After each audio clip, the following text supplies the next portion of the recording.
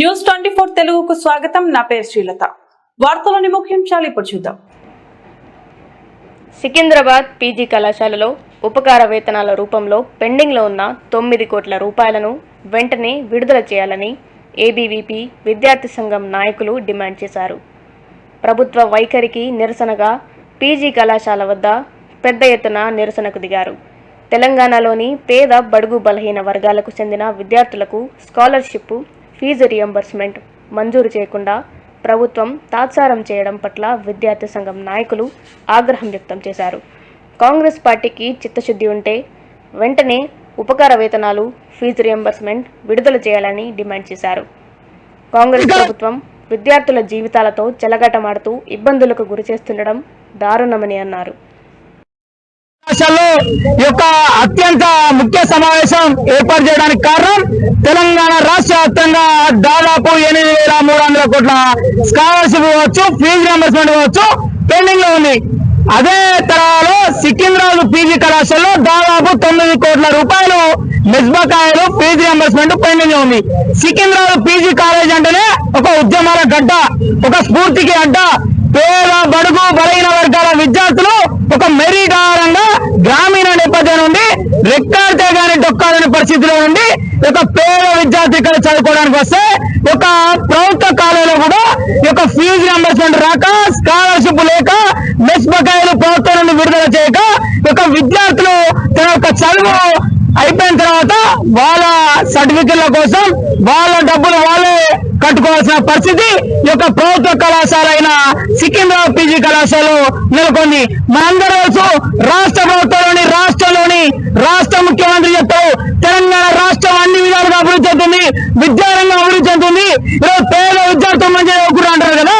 మీరు ఒకటే భక్తి మీద సవాల్, ఒక రాష్ట్ర ముఖ్యమంత్రి ఒకటే సవాల్ చేస్తున్నా, మీకు నిజంగా చిత్తశుద్ధి ఉంటే ఒక ఉస్మానియా యూనివర్సిటీ కింద ఉన్న ప్రభుత్వ కళాశాల అయినా, కాన్స్టిట్యూట్ కళాశాల అయినా, సికింద్రాబాద్ పీజీ కళాశాల కూడా ఈనాటికి కూడా ప్రభుత్వ కళాశాలలో ఒక పేద విద్యార్థులు అది చదువు అయిపోయిన తర్వాత వాళ్ళ సర్టిఫికేట్లకు కూడా వాళ్ళే పైసలు చెల్లించుకుంటారు.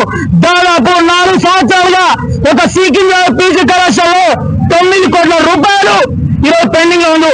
దీనికి సమాధానం చెప్తారు, ఎవరు చెప్తారు? ఒక రాష్ట్రంలో ఉన్న ఉప ముఖ్యమంత్రి బట్టి విక్రమార్కేమో ఈరోజు అనేక సభలలో కూడా ఒక విద్యార్థులకు న్యాయం జరుగుతుంది, పేద విద్యార్థులు మంచిగా చదువుకుంటారు, పేద విద్యార్థులు అన్ని వసతులు కల్పిస్తా ఉన్నారు. నువ్వు 7,000 మొన్నటికి మొన్న నిజాం కాలేజీకి బట్టి విక్రమార్కే కూడా ఏబీపీ విద్యార్థులు అక్కడ బట్టి విక్రమార్కే నాటుకున్న పరిస్థితి కూడా ఒక విద్యార్థులకు అందరం గుర్తుంచుకోవాలి.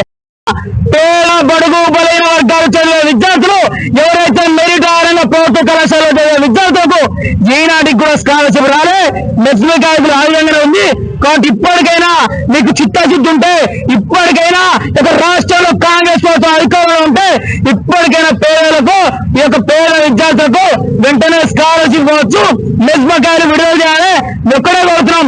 ఈరోజు పేద విద్యార్థులు కావచ్చు, డిగ్రీ పీజీ ఉన్న చదివిన విద్యార్థులు కాంగ్రెస్ పార్టీకి ఓటేసి తప్పని చేసిరా? కాంగ్రెస్ పార్టీకి ఓటేస్తే స్కాలర్షిప్ రాదా? కాంగ్రెస్ పార్టీ ఓటేస్తే ప్రభుత్వ కళాశాల బలపెట్టడం రావా? కాంగ్రెస్ పార్టీకి ఓటేస్తే మెస్మకాయలు రావా?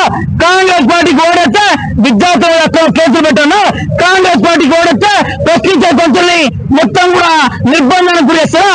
ఒక్కటే అడుగుతున్నాం, నిజంగా కాంగ్రెస్ పార్టీకి చిత్తశుద్ధి ఉంటే, ఒక రాష్ట్ర ముఖ్యమంత్రికి చిత్తశుద్ధి ఉంటే పేద బడుగు బలైన వర్గాల విద్యార్థులు ఈరోజు రెక్కాడితే కానీ డొక్కాలని పరిస్థితి విద్యార్థులకు వెంటనే స్కాలర్షిప్ విడుదల చేయాలి. రాష్ట్ర వ్యాప్తంగా ఉన్న 8,300 కోట్ల స్కాలర్షిప్ వచ్చి మెస్మకాయలు వచ్చి విడుదల చేయాలి. అదే తరహాలో సికింద్రాబాద్ పీజీ కళాశాలలో దాదాపు 9 కోట్ల రూపాయలు ఈరోజు పెండింగ్ లో ఉన్నాయి. ఒక ప్రభుత్వ కళాశాలలో ప్రిన్సిపల్ కావచ్చు, అధికారులేమో ఈ రోజు మాకు మీ యొక్క స్కాలర్షిప్ వల్లే ఒక స్టేటస్ చెక్ చేస్తున్నారు, మీ అప్లికేషన్ స్టేటస్ చెక్ చేసి మీ స్కాలర్షిప్ ఇస్తామన్న పరిస్థితి. ఒకటే అడుగుతున్నాం, ఒక ప్రభుత్వ కళాశాలలో ఒక మెరిట్ ఆధారంగా వచ్చిన విద్యార్థి ఇక్కడ చదువుకోవాలంటే